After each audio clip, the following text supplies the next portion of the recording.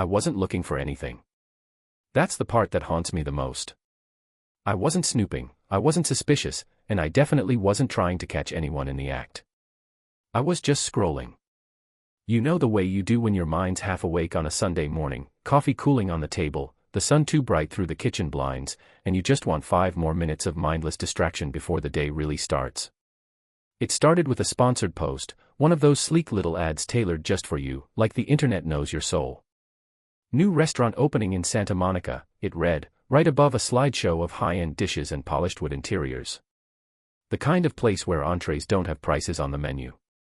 I clicked, mostly out of boredom. I don't even live in Santa Monica. But I guess the algorithm thought I might care. There was a picture, professionally taken, golden hour lighting, candles glowing on the tables, wine glasses catching the sun. It was supposed to showcase the ambience, I guess. But what it captured was something else entirely. 2 people kissing in the background, behind the large window that faced the street. Clear as day. A man in a dark blazer. A woman with chestnut brown hair pulled into a loose bun. Her face tilted just enough for the camera to catch her profile. And my stomach dropped. Because the woman was my wife. Her name is Olivia. Olivia Hartman, though she still uses her maiden name professionally, Montgomery. That name carries weight around here. Her parents, the Montgomerys, practically built half of Westwood and still own the other half. High-rise real estate, private schools, campaign donations. The works. They've always been big on image, family portraits every year, holiday newsletters, matching outfits for 4th of July. And Olivia. She's their crown jewel. Ivy League graduate. Flawless reputation. Married to me, the middle-class guy who somehow earned a seat at their table by being charming and having a steady job in finance. I was the fairy tale ending in their Hallmark script. At least, I thought I was. I stared at that photo for a full minute. I zoomed in. I blinked. I told myself I was wrong. That maybe it just looked like her. But I knew her body. I knew the curve of her neck, the earrings she wore when she thought no one was paying attention, the way she touched the back of someone's shoulder just before leaning in. I knew.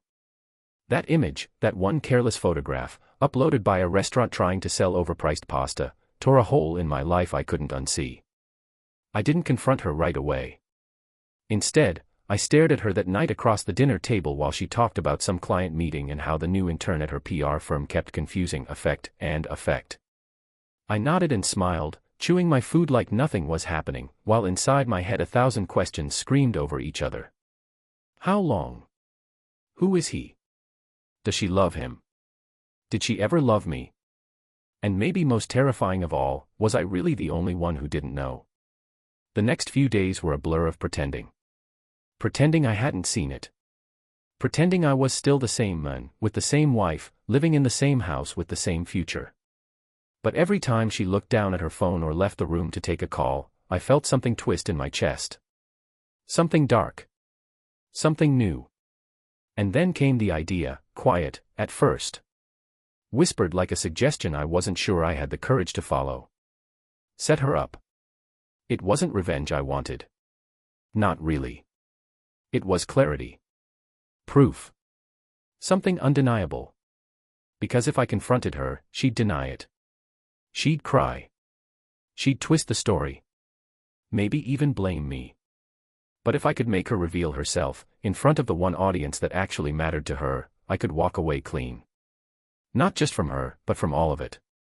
See, Olivia doesn't care about money the way most people do. She doesn't need to. But she does care about what her parents think. About how they see her. About that perfect image she spent her entire life polishing. She's their only child, and everything they have is promised to her, the properties, the accounts, the legacy. They've made that clear. But all of it is tied to one thing. Family values. Loyalty. Fidelity. Appearances.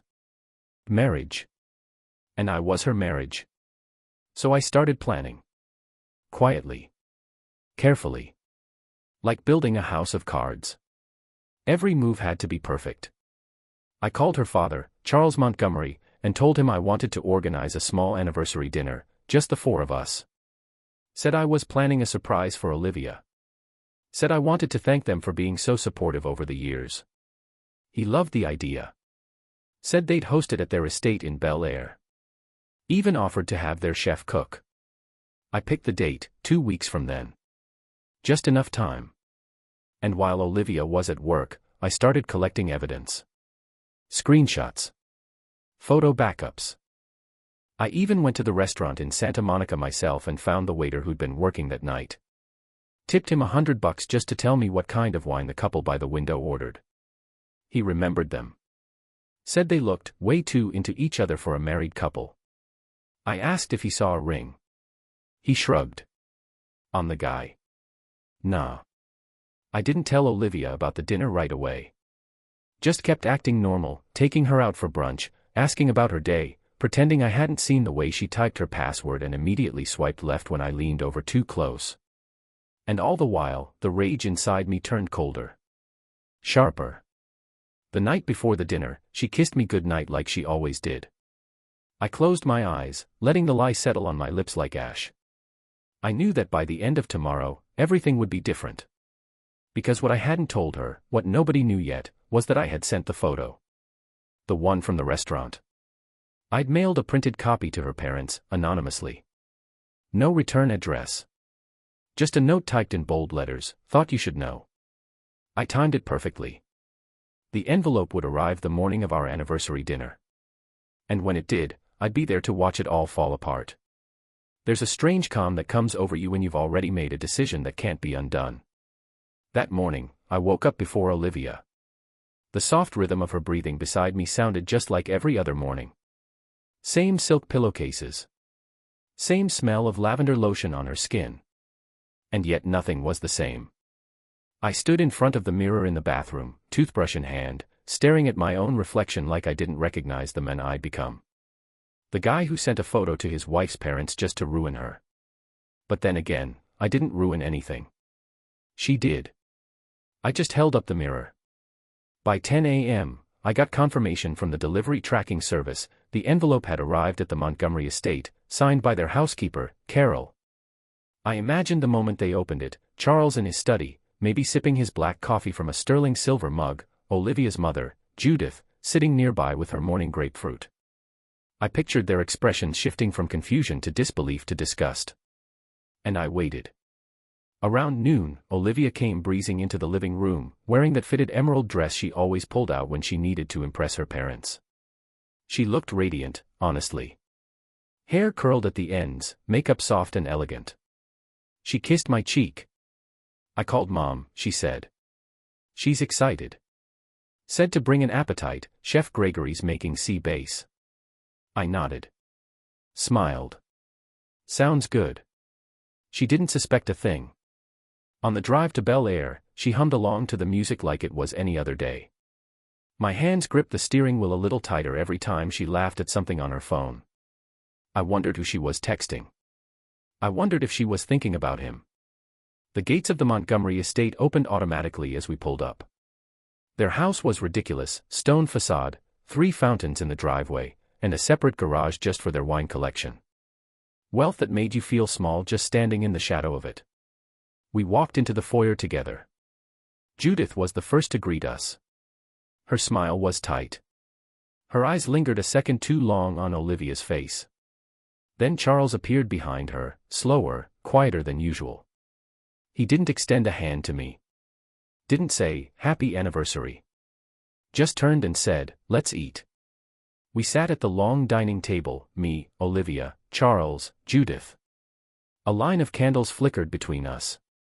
The chef brought out sea bass with lemon caper sauce and risotto with shaved truffle. Normally, this would be the part where Judith talked about her latest charity auction and Charles went on about politics or whatever development deal he was trying to close. But tonight, it was quiet. Uncomfortably so. I could feel the tension humming beneath the surface like a wire stretched too tight. "Everything okay?"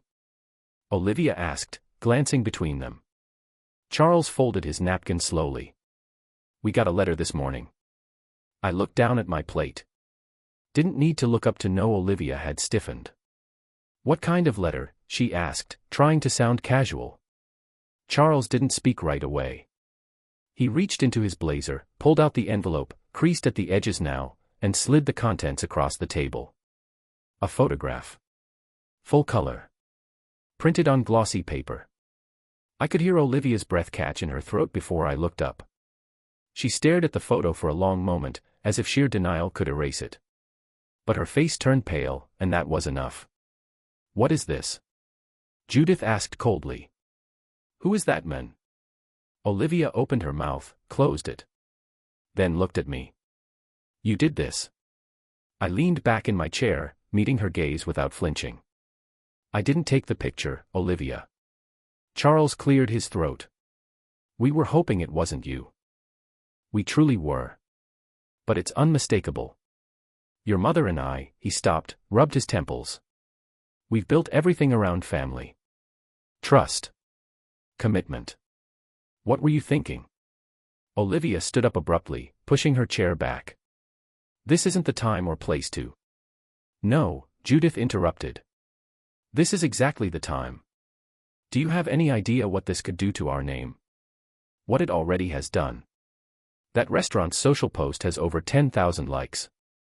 Our investors follow that account." Olivia's voice cracked. "It was a mistake.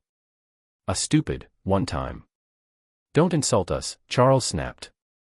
"You're in love with him, aren't you?" The silence that followed was deafening. She didn't deny it. And that was all they needed. Charles stood slowly, shoulders heavy. "As of today, you are no longer the successor to the Montgomery estate. You'll be removed from the board of directors. The trust account will be frozen until further notice." Olivia gasped. "You can't be serious." "We are," Judith said, standing too. "You're an adult. You made your choices. You'll live with them." I sat perfectly still, watching it all unfold like a scene from a movie. This wasn't revenge. This was truth showing its teeth. I turned to Olivia as the tears started to form in her eyes. "I saw the photo a couple weeks ago. I gave you time to come clean. You didn't." She walked toward me, voice desperate now. "You set me up. You knew they'd react like this. You wanted to humiliate me." "I wanted to know the truth," I said. "And now I do. You ruined my life." "No, Olivia. You did." She stood there shaking, eyes wide, mouth quivering like she wanted to say something else. But there was nothing left. Judith turned to the butler and asked him to bring Olivia's coat. Charles walked toward me. For the first time that night, he offered me a handshake. "I'm sorry," he said quietly. "You didn't deserve this." "I know," I said, shaking his hand. They escorted Olivia to the door like a guest they no longer welcomed in their home. I stayed behind, just for a few minutes. Long enough to thank them for dinner. Long enough to let it sink in that I had just watched a dynasty shut its doors on their own daughter. As I drove home alone that night, the seat next to me cold and empty, I expected to feel relief. Victory, even. But all I felt was silence. Not the kind that comes with peace, but the kind that settles after something has broken beyond repair. And deep inside, I knew this wasn't over. Because if Olivia had been lying about this, what else had she kept from me? They say when you lose everything at once, the real danger isn't what you've lost, it's what you begin to remember. The night after the dinner at the Montgomery estate, I couldn't sleep. I stared at the ceiling fan turning slowly above our bed, my bed now. Olivia hadn't come home. I had no idea where she went after her parents shut her out, and I told myself I didn't care. But I did. I got up around 3 a.m., sat on the edge of the bed, and opened her drawer. I had never gone through her things before. I always believed that trust meant keeping certain doors closed, even when you had the key. But now that the truth had blown a hole straight through the center of our life, I couldn't pretend anymore. Inside, I found the usual: scarves, jewelry boxes, a few Polaroids from our honeymoon, some old love notes I'd written her back when we still wrote things by hand. But under it all, folded neatly like a letter, was something that didn't belong. A receipt. Dated 3 months ago. From a private hotel in Santa Barbara. And not just for a night, a full weekend. I felt my breath catch in my throat. My eyes scanned the charges: room service, champagne, valet, even a couple's massage. She told me she'd been on a girls' retreat. I remembered her showing me fake photos of her and some women I'd never met, college friends. Now it all felt staged. Edited. Fabricated.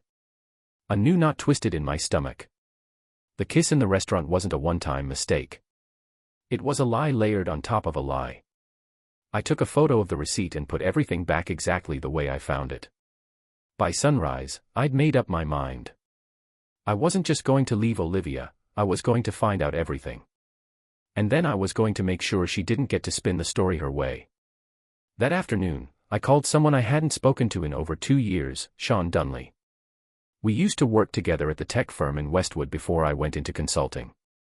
Sean was sharp, paranoid, and probably one of the best white-hat hackers I knew.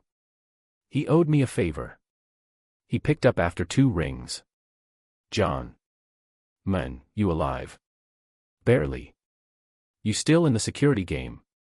"Depends on who's asking and what they want. I need to find out everything about a man I only have a photo of. Can you run a facial trace from an image?" There was a pause. Then, "Yeah." "Send it. Give me a few hours." I forwarded him the picture, the one from the restaurant. The moment Olivia leaned into that kiss, captured forever. While I waited, I went back online and looked again at the post where it had all started. The restaurant's Instagram feed had blown up. There were comments, likes, jokes, hashtags about the mystery couple. People thought it was romantic. Some even tried to ship them like they were celebrities. My heart twisted again, but not out of jealousy, out of humiliation. Our lives had become internet content. 2 hours later, Sean called back. "You're not gonna like this," he said. I braced myself. "Who is he?" "His name's Mitchell Dane. 41. Divorced. Owns a boutique PR firm in Venice. Works with a lot of influencers, startup founders, tech execs, and recently, the Montgomery Foundation." My blood ran cold. "He worked with Olivia's family?" I asked. "No," Sean corrected. "He worked with Olivia. She was the interim PR director during last year's fundraising campaign." I closed my eyes, and suddenly it all clicked: the late nights, the strategy meetings, the times she said she was overwhelmed and needed to decompress for a few days. It wasn't just betrayal. It was systematic. Planned. Long-term. "I owe you, Sean," I said. "You okay, man?" "No," I replied honestly. "But I will be." 2 days passed before I heard from Olivia. She texted. "We need to talk. I'm coming by tonight." I didn't answer. She showed up anyway. Her knock was soft. Like she was trying not to wake something. Or maybe trying not to wake the version of me she used to know. I opened the door. She looked different. No makeup. Hair tied back. Her clothes didn't scream Montgomery heiress. For the first time, she looked human. Smaller. Fragile. "I lost everything," she said before I could speak. I stepped aside and let her in, silent. She walked into the living room, looked around like she didn't recognize it anymore. I stayed standing. "They froze my accounts," she continued. "I don't even have a credit card that works." "You have friends," I said coldly. "Or maybe just him." Her head dropped. "It's over. Has been for a while. He didn't want anything serious. It was just stupid. I was stupid. You lied to me for months." "I know. You kissed him in public. Let it get posted." "I didn't let it. We didn't know the photo was being taken." "That's your defense. You didn't know there was a camera." She looked at me, eyes wet. I panicked. I didn't know how to stop. I told myself it didn't matter because it wasn't emotional, but that's not true. It was never just physical. I let that sink in. She wasn't defending herself anymore. She wasn't begging, or raging, or trying to spin it. She was just broken. And yet, even now, I didn't feel sorry for her. "You didn't just cheat on me," I said. "You used me." I was your cover story. Your stable guy. The one who showed up to family events and shook hands with your father. I helped build the life you now claim you never really wanted. I never said that. You didn't have to. I read it in every lie. She sat down, slowly, like her legs couldn't hold her anymore. I don't want a divorce. Well, that's too bad, I said. Because I already hired an attorney. Her eyes widened. John. I'm done. There was silence again. Not the peaceful kind. The kind that settles after war. And then, just as I was about to ask her to leave, she said something that cracked the air like thunder. There's something you don't know, she whispered. Something I never told you.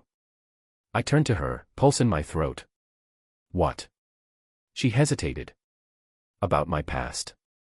Before you. It's connected to Mitchell, to how we met. If I tell you now, it changes everything. I stared at her. My chest tightened. You mean this wasn't just an affair? No, she said, voice shaking. It goes deeper than that. And for the first time since it all began, I realized I might not know my wife at all. It's strange how a single sentence can make everything you thought you knew feel like a lie. There's something I never told you. Olivia sat across from me in the living room, our living room, staring at the floor like it held the secrets of her soul. Her fingers twisted the hem of her sweater nervously, and her voice was barely above a whisper. I need you to really listen, she said. You deserve the truth. All of it. I leaned against the doorframe, arms crossed, heart pounding so loudly I could barely hear her at first. Part of me wanted to scream at her to leave, to not pollute the last quiet corner of my sanity with another revelation. But the other part, the crueler part, wanted the truth. Needed it. I had to know just how deep this hole went. She took a shaky breath and looked up at me. Before I met you, back when I was working PR in San Diego, I had a relationship with someone I thought I could trust. It started off professional. He was a client, older, charming, very connected. That man was Mitchell Dane. My jaw clenched. So this wasn't just an affair. You had history with him. She nodded. Yes. And I didn't tell you because I thought it was over. I left that part of my life behind, or at least I tried to. But it wasn't just a relationship. He had leverage over me. I narrowed my eyes. Leverage. Olivia swallowed. I made a mistake. A big one. I leaked information, press drafts, branding strategies, about another client to Mitchell's firm so he could outbid them. I was naive, and he promised me it was harmless, just business.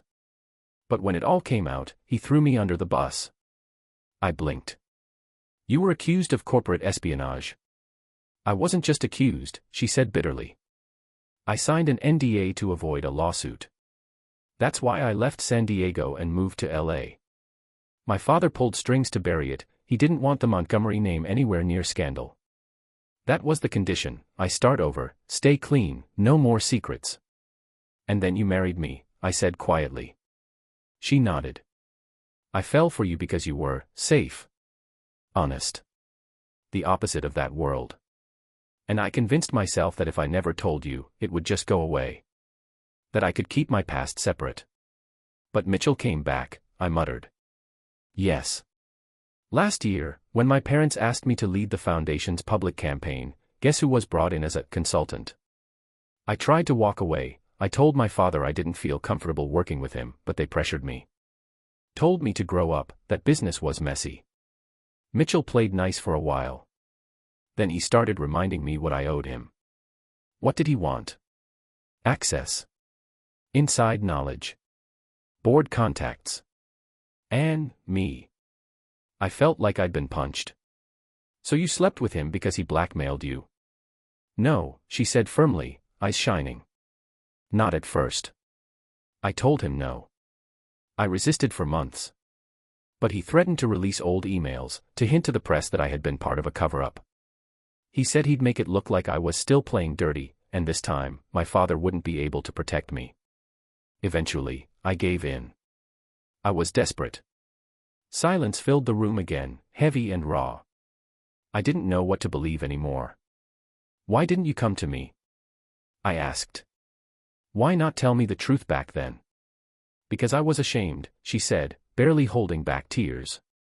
And because I knew you'd never look at me the same way again. She was right. I didn't. The woman I married, the one who laughed at my dad's dumb jokes and danced barefoot in the kitchen on Saturday mornings, was gone. Or maybe she never existed at all. Maybe she was a mask Olivia wore to keep her past buried. I walked to the window, staring out at the darkening sky. LA was beginning to glow, golden and oblivious. Somewhere out there, Mitchell Dane probably sat sipping wine at some rooftop bar, still playing his game. And here we were, picking up pieces. I still filed for divorce, I said finally, my voice low. I know, Olivia replied. I'm not trying to stop it anymore. I turned. Then why tell me this now? Because I wanted you to hear it from me before he twists it into something worse. Mitchell doesn't lose gracefully. If he finds out my parents cut me off, he'll try to burn what's left of me. I needed you to know in case things escalate. Escalate how? He sent me a message last night, she said.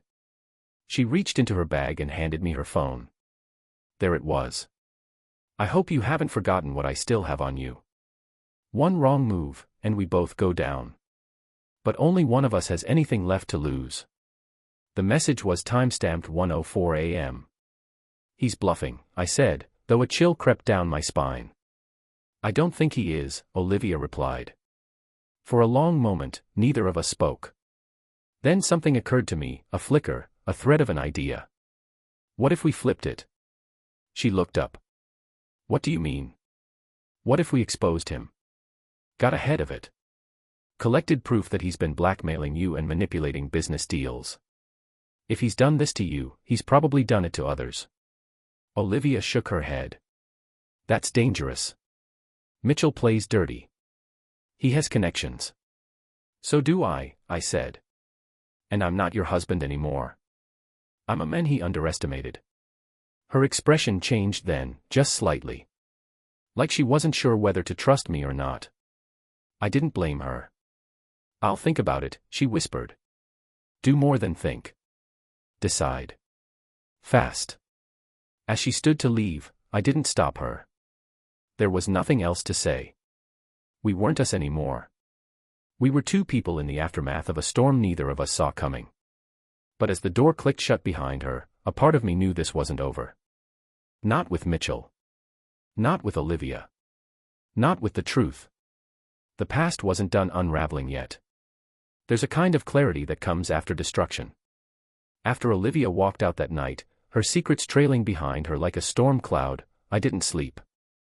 I just sat at the kitchen table, staring at the photos I had printed weeks ago, her lips on Mitchell's, her arms around his neck. I used to look at those pictures and feel fury. Betrayal. Now, I just saw leverage. By sunrise, I had a plan. It wasn't about saving the marriage anymore. That was done. What I wanted now was truth. Exposure. I needed to destroy the men who thought he could play people like pawns and walk away untouched. Mitchell Dane had spent years hiding behind power and money. But the thing about power is, once people think you're invincible, they stop watching for cracks. And cracks always form. I started with a phone call to someone I hadn't spoken to in years. Graham Sinclair, Channel 7 News, the voice answered. Same gravelly tone, same New Jersey drawl. It's Luke. Luke Dalton. There was a pause. Holy hell, Graham said, laughing. Haven't heard that name since our Boston days. You still owe me for that hotel bar tab. I'm calling in a different favor. I told him everything. Not just about the affair, but the corporate leaks, the blackmail, the non-disclosure agreement, the message Olivia got from Mitchell. Graham didn't say much, but I knew him well enough to hear the shift in his breathing. The story was good, too good to pass up. I can't run it blind, he said. I need documentation. Records. A source. If your wife's NDA is airtight, I'll need someone else to back it up. I have a feeling I know where to look, I said. Step 2, bait. I invited Olivia back under the pretense of wanting to talk one last time. She came, guarded, but curious. When she saw the printed text of Mitchell's message sitting on the coffee table, highlighted, dated, time-stamped, she sat down without saying a word. I need everything, I told her. Emails. Memos. Anything that proves what he did to you. And I need the name of the person who handled your NDA in San Diego. She hesitated. You're asking me to go up against a man who destroyed my life once already. No, I said. We're going up against him. But this time, you're not alone. There was silence, then a long breath. And finally, a nod. I'll send you the files tonight, she said. Anne, there's someone else. A woman named Jenna. She was Mitchell's assistant back then. She knew everything. That was the break I didn't expect. Jenna turned out to be Mitchell's worst mistake. She responded to my email within hours. We met at a coffee shop in Westwood. She looked nervous, tapping her iced latte like a ticking clock. I always knew someone would come looking, she said. I just didn't think it would be you. She was younger than I expected, early 30s, sharp eyes, the kind of woman who missed nothing. I still have the backup drives, she said, lowering her voice. Mitchell used me like a secretary, but he was careless. I saved everything.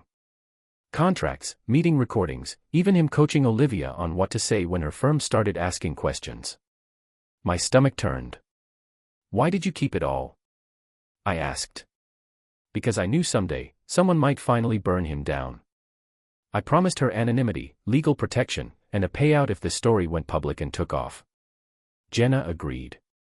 She handed over a thumb drive in a plain brown envelope and walked out of my life. That night, I sent everything to Graham. The expose aired 3 days later. Inside the House of Secrets, how a power broker manipulated the elite through fear, sex, and corporate sabotage.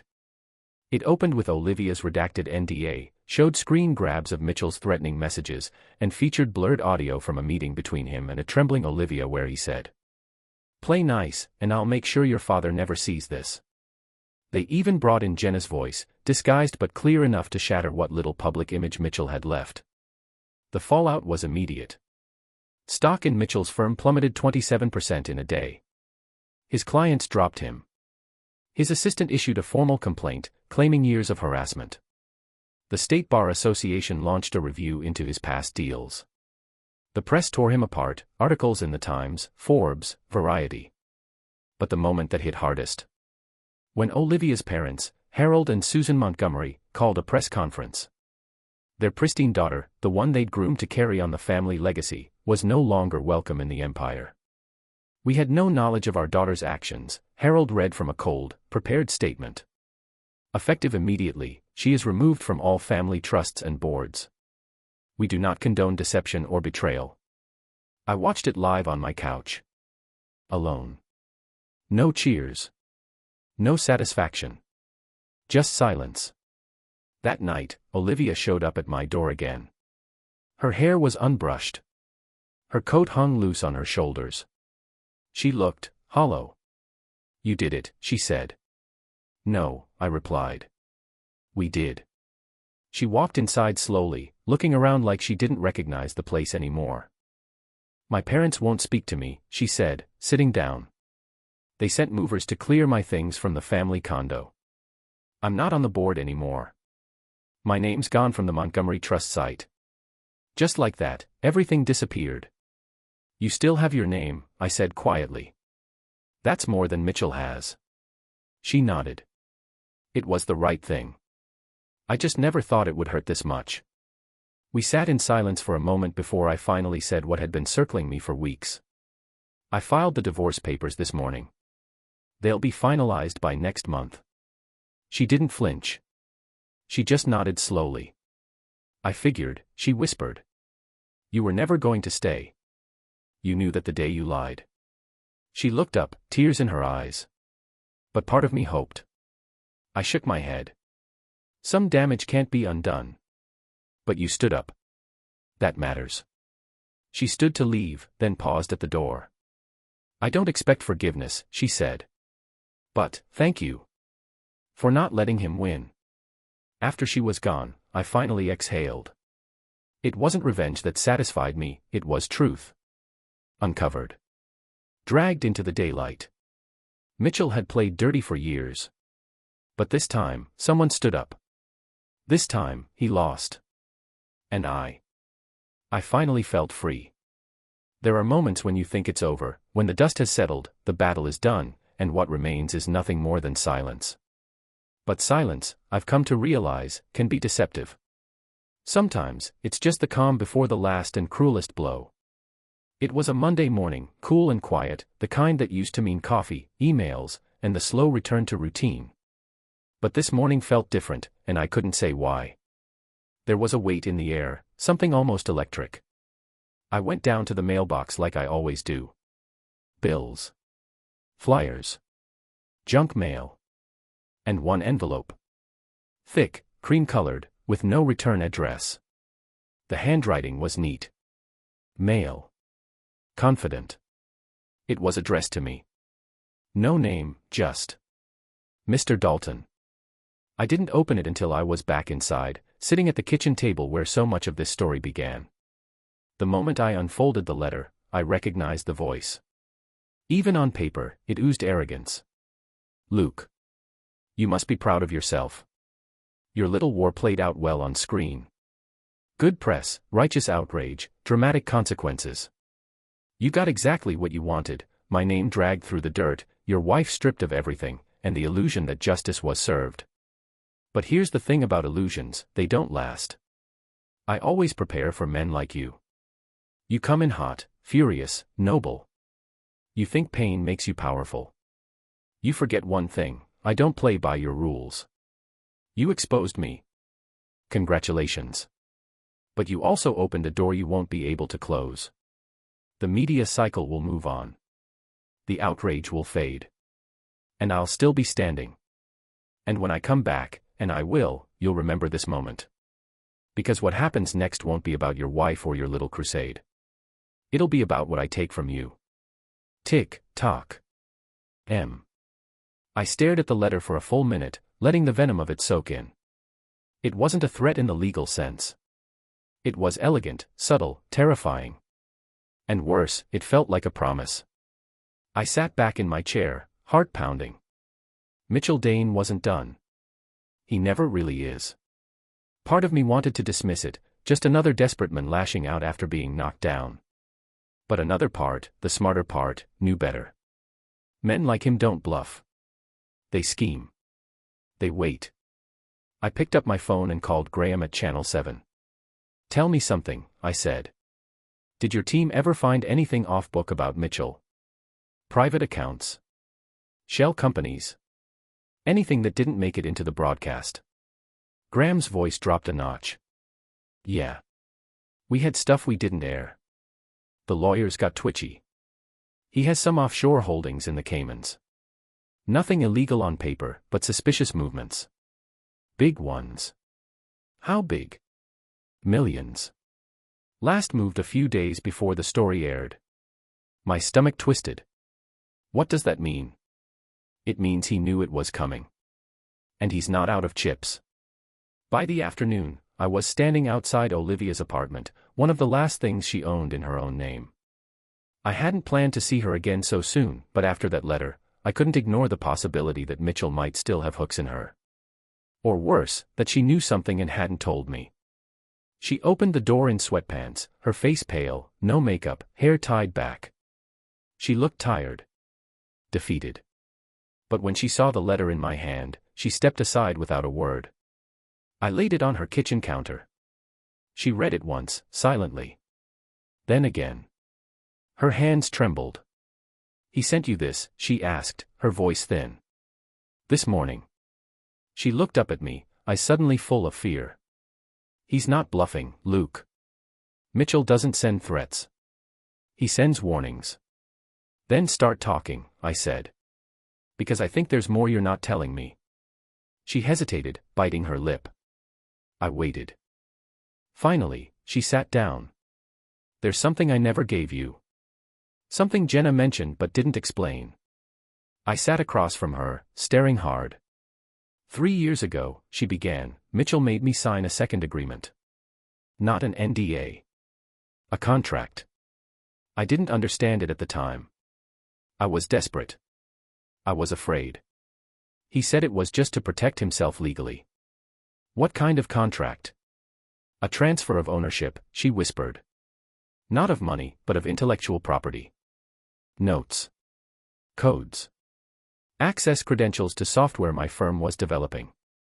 He used me to funnel him beta builds and legal drafts for patent filings. He wanted early access to kill their edge.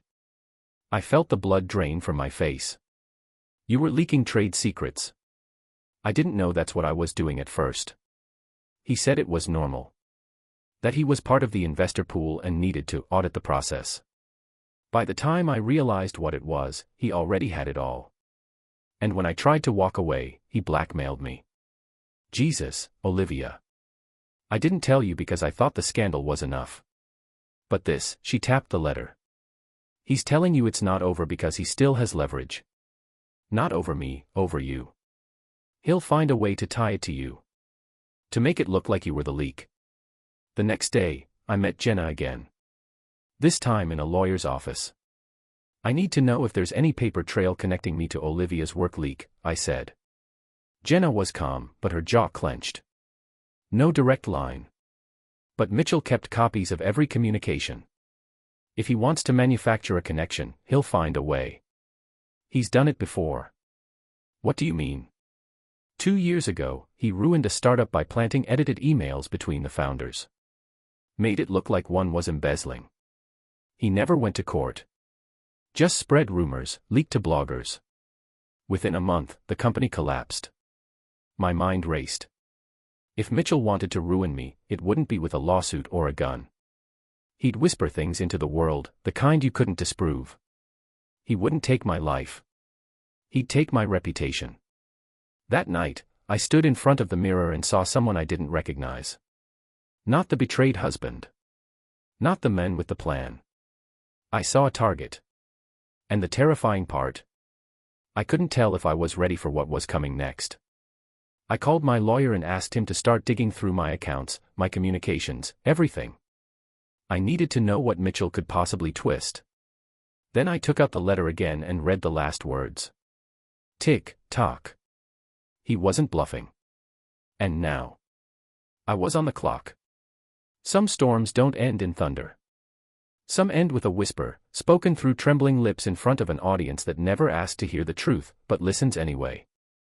It happened in the least likely place, a conference ballroom at the Grand Hyatt in downtown Chicago. The very room where her father had celebrated his retirement party 5 years earlier, surrounded by his empire of glass and steel, his friends in three-piece suits and cufflinks polished to a mirror sheen. Now, the same room bore witness to something far messier than legacy or legacy speeches. It bore witness to shame. Regret. And one woman's last attempt to reclaim dignity in front of the very people she had disappointed most. But before we get there, let me take you back 3 days. That's when it all changed, for her, for me, for everyone tangled in this mess. It started with a call. It was late afternoon.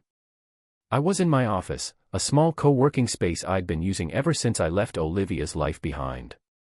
The walls were bare, the desk modest, but there was something refreshing about starting over from scratch. The phone buzzed. Caller ID, unknown. Normally I ignore those. But something, instinct, maybe, made me answer. Luke, came the voice. Soft.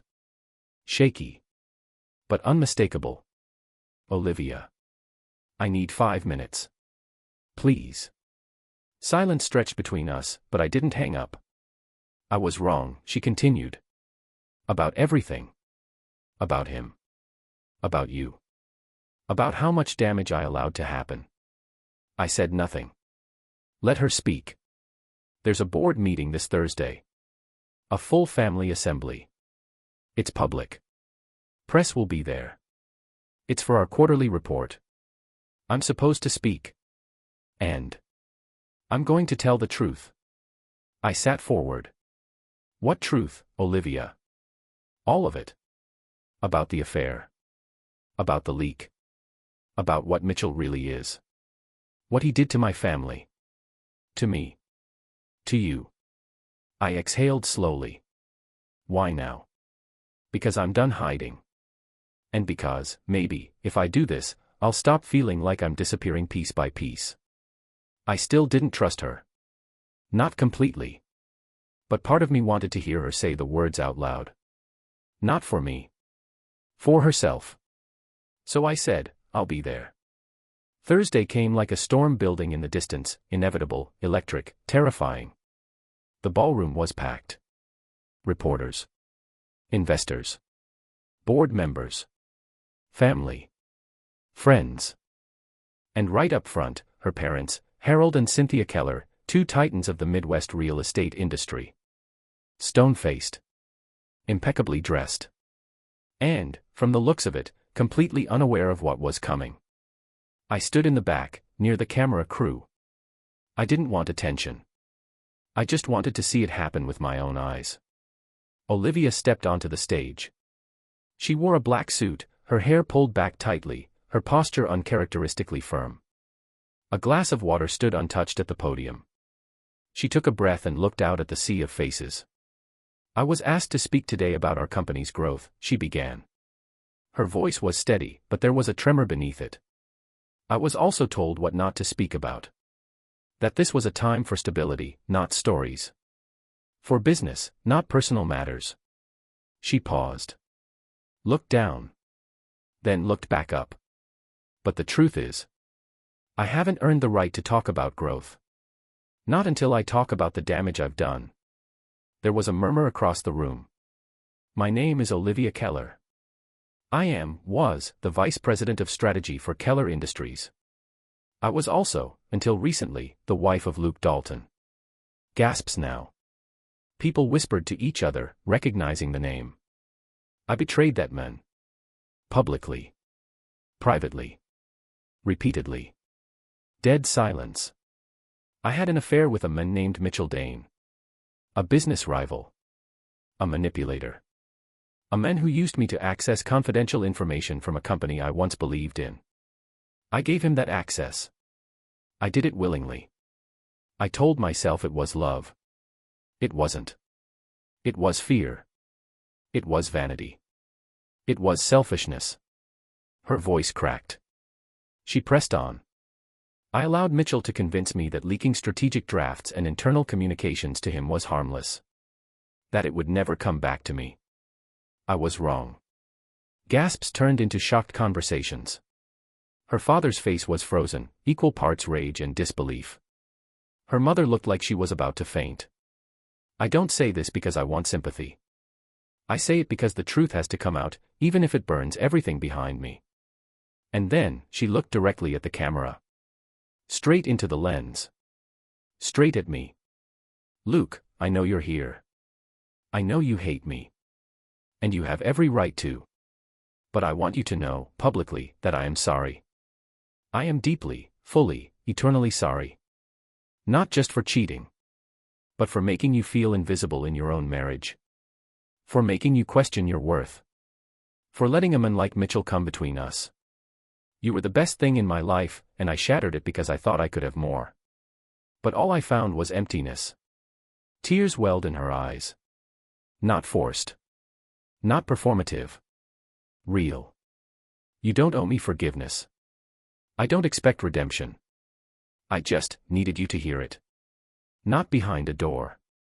Not in a letter. But here. In front of everyone. She turned back to the audience, her voice stronger now. As of this morning, I've signed over my shares in Keller Industries.